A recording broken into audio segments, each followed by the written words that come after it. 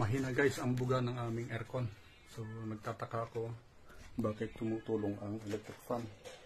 So since umalis tayo last time, that will be 7 months na, hindi pa nalilinisan, hindi raw nila alam tanggalin.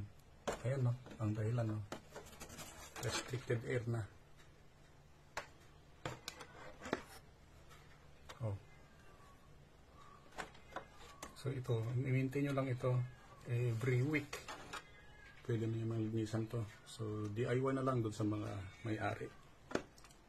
At makikita nyo malinis naman yung fins. Oh, malinis pa. Dahil natatrap ang alikabok dito. Then subukan nyo na rin silipin dito. Ayan.